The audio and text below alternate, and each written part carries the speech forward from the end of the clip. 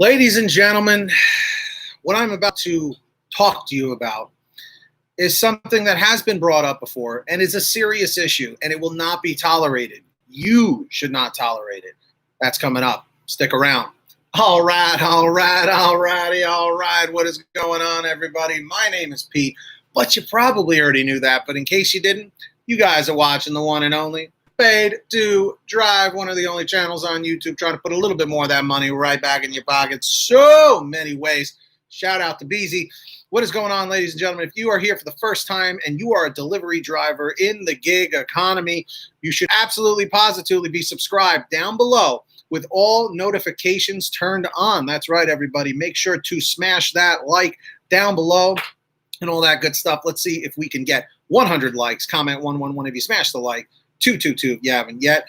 And what's up to everybody in the chat? If we get 40 thumbs up or more on this video, we are going to do a 10-minute live stream. What's up to Tim of Glass, Sherry Cassidy, Lynn Lucas, Takedown Man, Kevin Anderson, Sherry Cassidy once again. What's going on, everybody? How is it going? What's up, Akanji and Richard Askew, Raven Woodard? Woodard? Did I say that right? So anyway, check this out. I got an email the other day from Ray. So everyone right now, take a moment and leave a comment saying, thank you, Ray. The subject is, when is it too dangerous? Now listen to this one. He says, a little bit of a long one, so bear with me and keep hitting that like. He goes, hey, Pete, I'm glad to see you taking on the risk topic. It's something that I've expressed my concerns to you about a couple of times. However, I don't hear many other drivers here talking about it much. I would think in an urban city like Chicago, and with the crime rate here being off the charts, there would be more people chatting this up. First and foremost, do we have any Chicago drivers? If you're a Chicago driver, comment Chicago driver or Illinois driver in the comments or in the chat. Perhaps not that many work late nights, so they're not so concerned. But I had a recent daytime experience the other day that unnerved me for days. I parked on the street of an affluent upper middle class neighborhood close to the customer's address. Let's see. We don't have driveways here. I walked around to the back of my SUV, and as I opened the door to grab the food, I could see a guy running towards me, face on. I figured it was someone I know, but from a distance, I couldn't yet tell. He yelled, hey, at me, so I did the same thing, thinking I'd recognize him as he got closer. He sort of ambushed me at the trunk of the car, 6'3", shirtless, ripped bodybuilder type, flying maniacally, sweat splattering onto me. That part kind of grossed me out. Sweat splattering onto me, and without a mask, he leaned over to be within inches of my face and continued to yell something as I felt his spit on my arms. That part really grossed me out. I literally froze, not knowing if he had a gun or a knife, and was hoping someone was seeing this as the houses were only a few yards from the street. The only thing I could make out was he was warning me to never come to that street again. Being a social worker by education, I knew that obviously there was something mentally wrong, or maybe substance abuse, but I didn't notice the usual signs. I ignored the yelling, but was hoping that the customer would have watched me arrive and saw this happening. He hadn't. I felt that if I pulled away, this guy was going to take me down or chase me. I finally said, if you want this food, take it. He didn't seem to comprehend, nor had he approached me knowing I had food. I normally have a whistle or pepper spray on me, but not in broad daylight. I finally closed the trunk, got in the front door, and locked the doors. He sprinted off quickly. I looked around to see who had seen this and saw no one. I called the customer and asked to meet outside and then explained what had happened. He was really apologetic. So this was an example of an incident where someone wasn't trying to scam or harm a driver knowingly, but I've had plenty of late night orders with instructions to bring the food around to the back of the house where the apartment entrance is, or down the steps that lead to the basement apartment, or even up a couple of flights of steps in old buildings with no doorman or security. We never know who or what's on the other side of the apartment door, and something could happen without anyone else hearing it. It's a perfect setup to be walking through a dark yard or street that someone has intentionally rigged thinking we have money. Who's to say that while delivering the food to the door, there's not some freak who got in my car during that 3 minutes? I don't lock it every time. And that's something you should get in the habit of doing, guys. Obviously, these incidents aren't often, but the situations which could cause them are becoming more common, or I'm more aware. So, guys, here's the question to the audience. So get ready. And, guys, comment 111 if you hit the like, 222 if you haven't yet. If you can't see the like button, hit the X at the top right corner of the chat. Hit the like on the left, and then hit live chat in the middle. Let's see if we can get those 40 likes. So here we go, guys. So my question to your audience: have you ever refused to deliver an order to the customer's specifications once you've arrived and felt unsafe? Have you called the customer or driver services to explain, or just leave the order at the door? What is it with customers who know their street, building, yard is pitch black and they don't turn lights on? Is leaving your car's flasher on a signal to some freak that you're not far and returning to the car shortly? Do your delivery bags stand out as an alert that you're carrying money? Does anyone agree that maybe a rule should be established that after a certain hour, customers who live in apartment buildings with no visible security should have to come to the front door or the building to retrieve their order? I kind of like that one.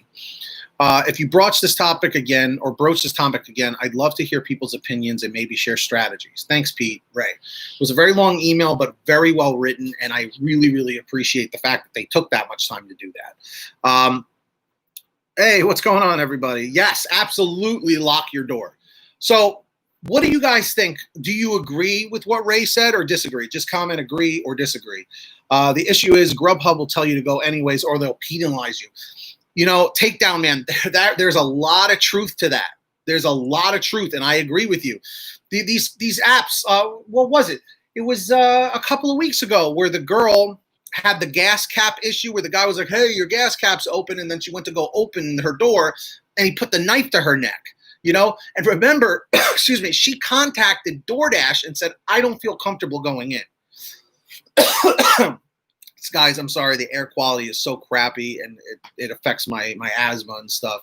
So I apologize for that. I got to get some water.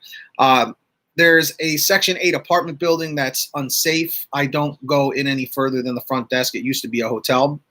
Hey, you know, every situation is different. What's up, Chris Knights, R. Janice? What's going on? Lynn Lucas, Stacy, how are you? Richard Askew. I don't do DoorDash after dark. I got to see my surrounding. Now, I don't know if you guys remember Heather Lee or DoorDash Heather. She hasn't been around in a while. She's got a lot of stuff going on. But if you remember, she always worked really late night shifts. She would start doing her dashes at like 11, 12, 1 a.m., 2 a.m. And she's a tough girl. She can handle herself. But the stories she told me some of them were terrifying, man. Absolutely crazy. I'm a coughing fool too. Yes, Heather. I was suspended for 2 weeks because I refused to deliver in an apartment complex where a shooting was happening right then and there. They didn't care. That's insane, dude. I would have almost started a lawsuit because of that. That's pretty serious. I'm glad you're all right. Hey, Nick G. It comes down to no delivery is worth risking your safety. Don't accept the order. Exactly. Hey, what's up, Quest 360? Unfortunately, I can't repeat that entire email, but basically the brunt of it was a driver was in an area, got rushed by this big muscular dude and was saying, stay out of our neighborhood, don't come here or whatever. And he thought he was going to get jumped or hurt or stabbed or shot or whatever. You don't know. Like these days, especially, you know, 2020 has been a living nightmare for all of us with the protests and COVID and this. It's been a living hell. So people, their tensions are higher than ever. It's absolutely nuts, you know? So I'm just curious what everyone's thoughts are. And guys, we have 1 minute left. We need 13 more likes to make this a 10-minute plus live stream. We need 13 more. Comment 111 if you hit that like, 222 if you haven't yet.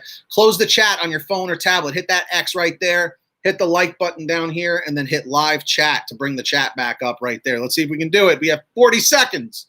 And of course, guys, make sure to subscribe down below with all notifications turned on so you don't miss any future uploads. All right, comment 777 if you're subscribed with all notifications on. Comment 888 if you haven't yet. We need some more likes. That's right.